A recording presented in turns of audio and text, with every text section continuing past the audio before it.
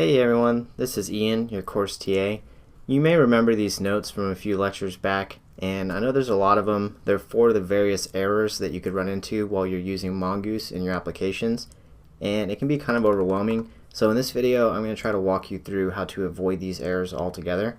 So over here in Cloud9, I'm running a version of Yelp Camp right here, and I'm doing so because you're going to be working on it throughout the remainder of the course, and you'll be using Mongoose with that application. So this is applicable to not only the Yelp Camp application, but any other Node.js application where you're using Mongoose.js.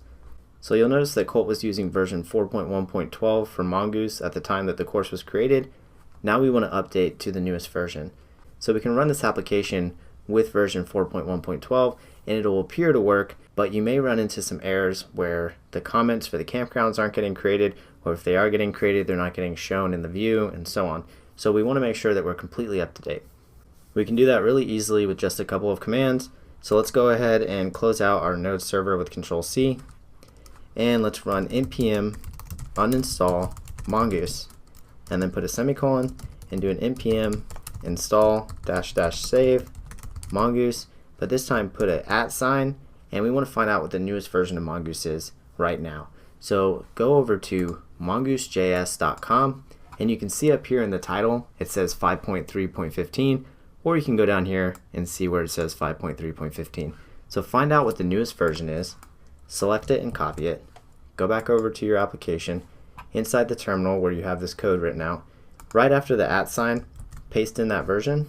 So instead of being npm install -- save mongoose, it's npm install -- save mongoose at 5.3.15, and that will make sure that we install the latest version of Mongoose with that command. So now with all that written in, go ahead and hit enter. So you'll notice that the package.json file that I have open here for this specific project has updated Mongoose to 5.3.15. And so now let's run our application and see what happens. So of course I have MongoD running in the background, and I'll go ahead and run node app.js. Well, now we're noticing a warning. This particular warning is one of the ones from the note that I was talking about over here. So let's go ahead and address it. If we go over to app.js, the syntax for connecting to Mongoose has changed just a little bit. So what we want to do is right after localhost, right before the /, we'll put a colon and then the number 27017. That's the port number that our Mongo daemon or MongoD is running on.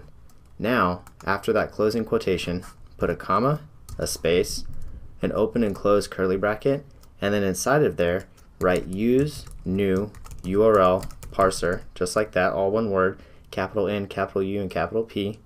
Put a colon, a space, and then the word true. Now if you save this, you can restart your server, and that error should be gone now. Great. So now it just says the Yelp Camp server has started. At this point, you're using the newest version of Mongoose, and your application should be running smoothly. So just to recap what we did, inside of the project folder where we're working, so /Yelp Camp, we went ahead and uninstalled the previous version of Mongoose, and we did that with the npm uninstall mongoose command, and then we did a second command all in one line. So we separated the first command and the second command with a semicolon, and then we installed the latest version of Mongoose with npm install -- save mongoose at 5.3.15. At the time of this video, that's the current version, but you may want to go over to mongoose.js.com and find out what the current version is there. Then you can use that version after the @ to make sure that you're using the latest version of Mongoose. So once that's done running, you can double check the Mongoose version inside of your package.json file for that project, and then you can start your application with the node app.js command.